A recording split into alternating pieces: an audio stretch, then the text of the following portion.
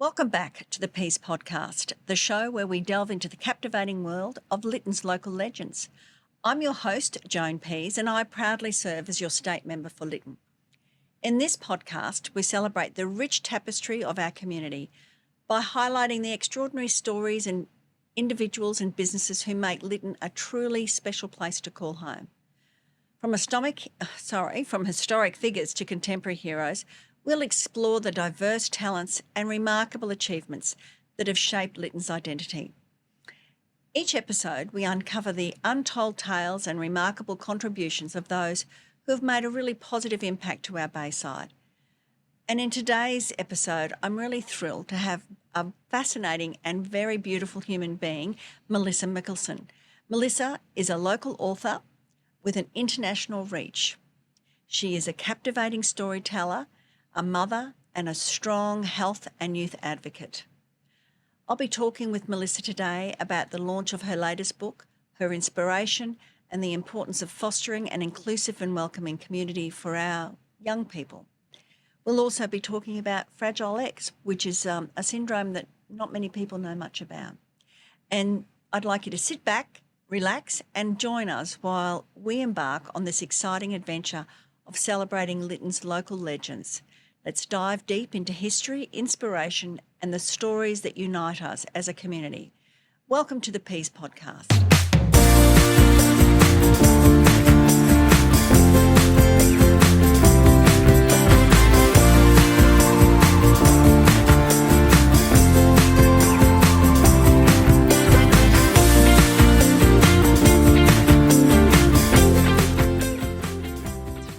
Mellisa, thank you so much for coming in today. Thank you for inviting me. I'm so happy to be here. Oh, it's great to have you. And congratulations. Chloe and Tom is a great story. Thank you. And it says a lot about family and perseverance and the love of siblings. So would you like to tell us a little bit about how you came to write the book firstly? Yeah. Well, it was a marriage of love and frustration that took me to write this book. Love for my children and my family. And also the frustration that there was nothing out there that explained what it's like to have a sibling with special needs. So I wanted, and that relationship between siblings and a positive relationship between siblings as well. So that's what drove me to write the book. Chloe and Tom were the reason that I wrote the book. I actually asked them when I'd finished the book, do you want me to leave your names as Chloe and Tom in the book or should I change it? And then, no. This is our story. Leave our names. They're our names. Leave it. That's fantastic. So, how old were they when you wrote the book, firstly? Probably started playing with the book about 20 years ago. I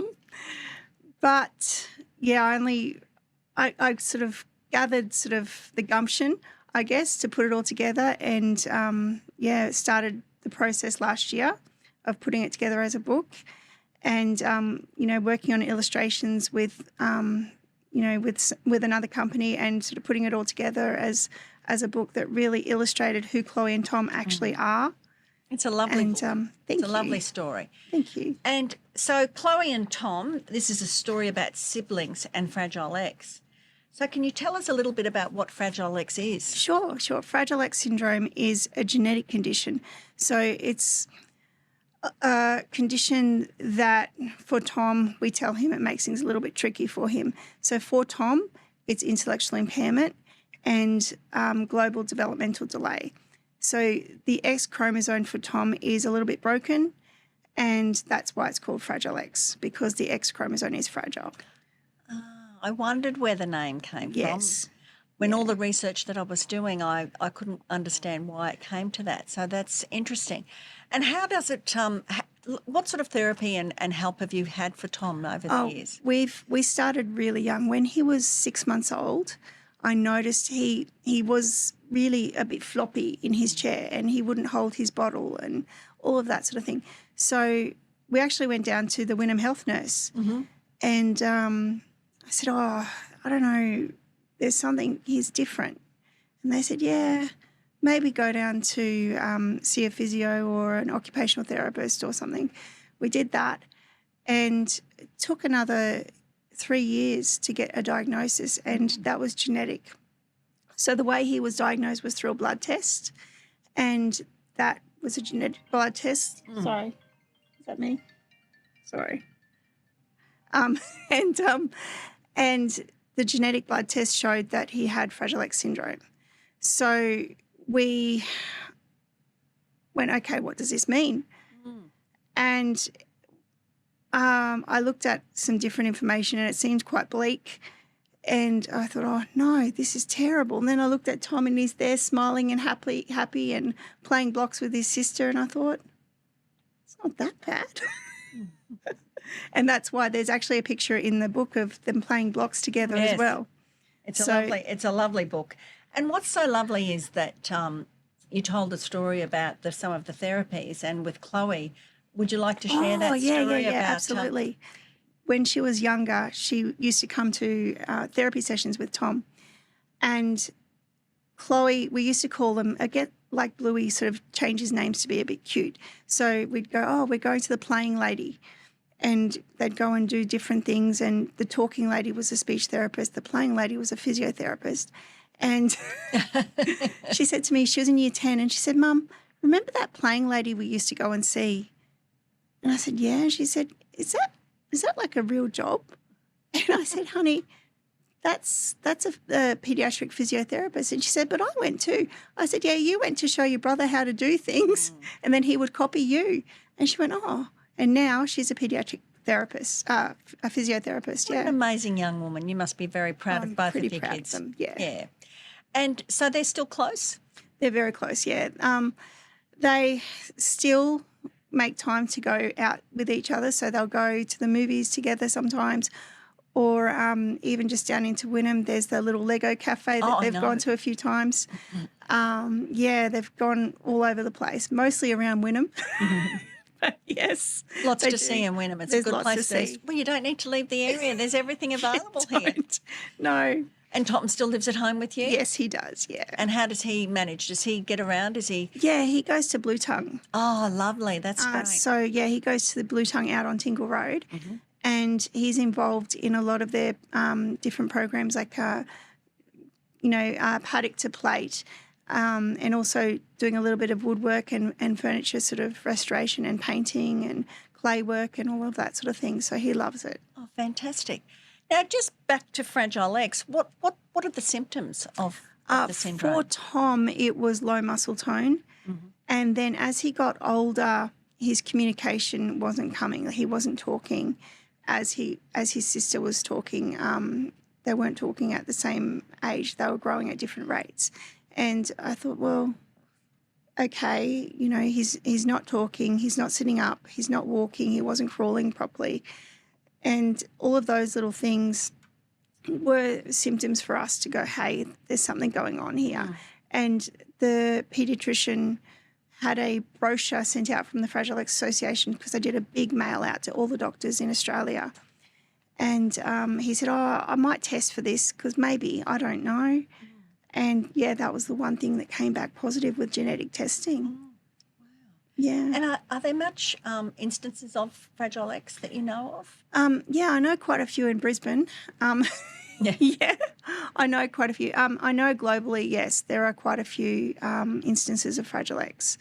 It's probably not as diagnosed as it could be from what I've read, but yeah. Do they have support groups or anything like that? Yeah, they do. There's a support group. They're based in Sydney for Australia, and they've got like a free counsellor to talk to, and yeah, they're the Fragile X Association of Australia. And in fact, proceeds from this book, when it's being sold at the Little Gnome, some of it will be going to the Fragile X Association of Australia as well. That's fantastic. So you're going to republish and sell it at the Little Gnome? Yes, yeah. Oh, that's fantastic. Well, that's great. A nice public, self-published book going and selling it through Little Gnome. It's really great. Mel will be really supportive of that. I'm sure, yeah. And it's been selling internationally through Barnes & Noble and Walmart as well online. Yeah. Fantastic. I know. Is there much... Are you aware of the condition overseas, internationally? Yes. They have an international Fragile X, what is it called? conference, and they have that usually in America somewhere. I think it's every second year, something like that. I'm not quite sure, but they do have it regularly, and they get together. And I know that they have a lot of walks in Washington, D.C. to support Fragile X syndrome as well. Great. So, yeah. So people that live with Fragile X, they live a full life? They have a good life expectancy? Yeah, absolutely. I think just exposure to new experiences and teaching sort of how, different things work in society. Like, this is how we go and buy a donut at Donut King at Wynnum Plaza. This, food is always a great motivator, isn't it? So, and a donut, great thing. There's always cinnamon donut. Something sweet at the end. Yeah, so food is always a good motivator. So teaching how to buy food and how to communicate that that's what you'd like. That's been what we've been doing with Tom, and everyone knows Tom. And he gets out and about on his own. Is he independent or? No, usually he's out with a support worker or he's with us. He can walk over to the neighbour's house and that sort of thing because they know him. They've known him forever. But, and he's confident enough to go and do that. So, yeah. And you grew up in Wynnum yourself, or did you move to the area? Yeah, we moved to the area, yeah. I actually went to Redlands College at Wellington Point for high school. Mm-hmm. And before that, I'm from Sydney, so, yeah. And you found the beautiful Bayside. Love it here. It's a beautiful part of the world, isn't it? Oh, yeah, absolutely. And so did the kids go to school in Wynnum area? Yeah. Tom did. He went to Darling Point, and Chloe went to Redlands College as well. Oh, right. So on the train line. Yeah. Oh, that's good. And so they're still good mates? Best of friends. I mean, Tom sends his sister, fun sort of gifts and things like that, like a hi, that sort of thing all the time. And Chloe always sends him one back hi. So. And are you writing more books? I'm hoping to, yeah. I've got a few ideas. Mm-hmm. I'm hoping to, in the book, you can actually see there's a picture of, it's meant to be Mount Cootha, actually, in one of the pages. Oh, right, let me find it. There we go. There's Mount I Cootha. knew that one. Yeah. That's it there. So, yeah, that's meant to be Mount Cootha. But, lots of little nuggets in the book about Fragile X syndrome. If, with the food, there's a picture of Tom with his friends eating some food, and all the food is white food with like a sort of carby sort of texture. That's because that was Tom's favourite food. So, anything else that wasn't that at one point, he wouldn't go for it, but... And was that just because of the condition, or was that? Yeah, I think it was just a texture and sensory sort of feel for when he ate different foods. He sort of went, I prefer. And how is he now? Is he? He eats an array of foods now, except if it's salad, he doesn't. He's not a fan. I guess you don't make friends with salad, do you? How old is he now? How old? He's is Tom? 21. Oh wow. Yeah. Yes. And he keeps well otherwise? Yeah, he does. He's pretty good. He loves being social. He's often going for walks up and down the esplanade with somebody, with a support worker or somebody from our family. So, yeah. So how long did it take you to write the book? I started 20 years ago. Yeah. So I hope to have the next one in another 20 years.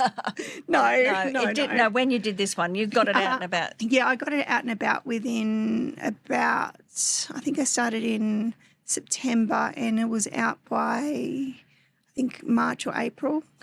That's great. Yeah. And have the sales been going well for you? They've been going okay. I mean, it's a pretty big thing to have a book come out with a sibling relationship with the special needs as well. I just don't know really of anything too much out there that has that sibling relationship and sort of talks about that positive nature of having a sibling with special needs. Well, that's right. It is. It's a remarkable relationship because siblings, that whole sense of family is so important, and coming with a loving mum and dad as well. How can they be anything other than loving and kind and supportive? And we're all one part of one family, so it's a delightful story. And then for Chloe to go on and decide to do paediatric physiotherapy, that's tremendous. Yeah, it is, and she absolutely loves her job. She really does. She said, she gets so much joy out of helping other kids and involving the siblings as well. Where she can, she tries to involve them because that's what she knows. Yeah. Yeah. And that's so lovely that you were in a position that you could take Chloe along. For Tom, would have made him feel more comfortable, and knowing that his sister was there to support him. That's a beautiful journey. And for her to think that it was just, she didn't even realise it wasn't for her.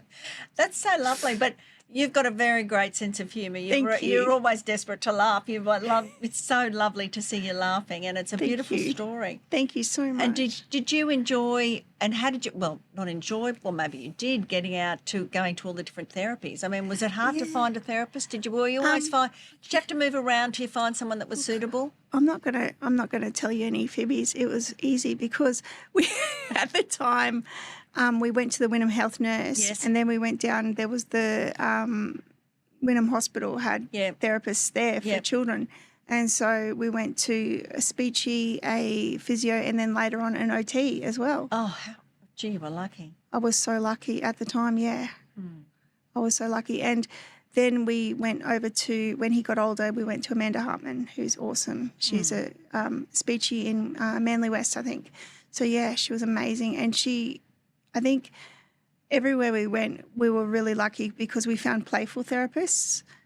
It wasn't, like a homework sheet photocopied. It was play. Yeah. And joy. And seeing the joy for Chloe and Tom was actually really lovely every time they went. Even though Chloe didn't know it was not for her. Thought it was just a playgroup. Yeah, pretty much. So do you still attend the speech therapist? And we haven't because he's grown up now. Yeah. And we pretty much understand what he means, and he generally gets his message across. But did he attend an occupational therapist? He did as well. Yeah, he did. It was more about like how to hold a pencil and that sort of stuff. And here he is now making furniture and getting it. That's great. Blue Tongue Blue is Tongue's fantastic, and they've got such a lovely way about them. I've been down to their room down there. It's beautiful, and they do great work. It's a really good. I know. organisation. Tom's told me. Did he see? Yeah. He said, I saw Joan Pease. I think he was starstruck. I'll have to come in and see me in here, have a look around the office. He should, one day. yeah, definitely. Yeah, always happy to do that. And Chloe lives nearby? Oh, she's over at Auchenflower. Oh, not too far. So, but she still finds herself in Wynnum most weekends. I don't think she can keep away. So, well, you're a lovely mum. I don't blame you. her. You're very beautiful. Great to be with. You have such a good vibe about you. Thank you. Thank you so much for coming in. I Thank really you, appreciate Joan. that and sharing that. It's a really lovely story. So if anyone does want to purchase it, it's going to be available from the Little Gnome fairly soon. Yeah, and we're going to do a book signing on the 6th of June, I think it is. Oh, great. Well, yeah, and Tom will be there too. Oh, very good. Well, that'll be nice. We'll have to make sure I pop over and have a look.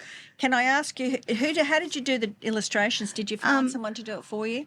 I did some digitally myself, and then I took them to Amazon and I said, hey, can you zhuzh these up and keep going with the illustrations? This is what I want. And then we worked together, yeah. Fantastic. It was really good, yeah.